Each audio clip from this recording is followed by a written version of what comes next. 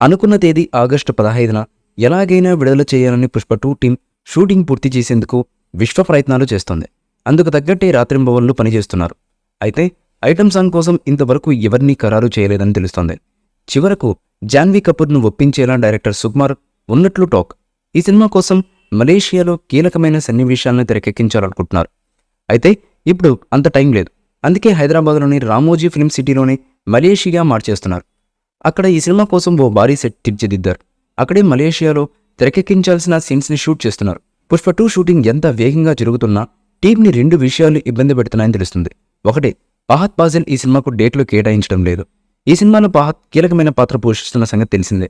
తనపై ఇప్పటికే కొంత మేర షూటింగ్ కూడా చేశారు. అయితే మరో 15 రోజులు కాల్ షీట్లు అవసరమైతే ఉన్నాయి. కానీ ఫహద్కు ఉన్న బిజీ కారణం వల్ల డేట్లు కేటాయించడం లేదు. మరోవైపు ఐటమ్ సాంగ్ చేసే హీరోయిన్ సమస్య కూడా వెంటాడుతుంది. ఐటమ్ గర్ల్గా ఎవరిని తీసుకోవాలన్న విషయంలో ఇంకా ఓ క్లారిటీ రాలేదని తెలుస్తుంది. చాలామంది అగ్ర కథానాయకుల పేర్లు పరిశీలించారు. కానీ ఏదీ ఇంకా ఫైనల్ కాలేదు. ఎవరూ దొరకని పక్షంలో ఈ పాటని జాన్వీ కపూర్తో చేయాలని భావిస్తున్నారట మూవీ మేకర్స్. ఈ విషయంలో ఈ వారంలో ఓ స్పష్టత అయితే వస్తుందని చెబుతున్నారు. ఇటీవల పుష్ప 2 నుంచి టైటిల్ సాంగ్ విడుదలైంది. మరో పాటను విడుదల చేయడానికి సన్నాహాలు చేస్తున్నారు మేకర్స్. ఈ చిత్రంలో అల్లు అర్జున్ గారి సరసన రష్మిక మందన కథానాయికగా నటిస్తున్నారు. ఇక ఈ సినిమాకి దేవి శ్రీప్రసాద్ సంగీతం అందిస్తున్న విషయం అందరికీ తెలిసిందే. ఈ సినిమా కోసం మలేషియాలో కీలకమైన సన్నివేశాలను తెరకెక్కించాలనుకుంటున్నారు. అయితే ఇప్పుడు అంత టైం లేదు. అందుకే హైదరాబాద్లోని రామోజీ ఫిల్మ్ సిటీలోని మలేషియా మార్చేస్తున్నారు.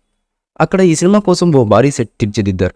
అక్కడే మలేషియాలో తెరకెక్కించాల్సిన సీన్స్ని షూట్ చేస్తున్నారు.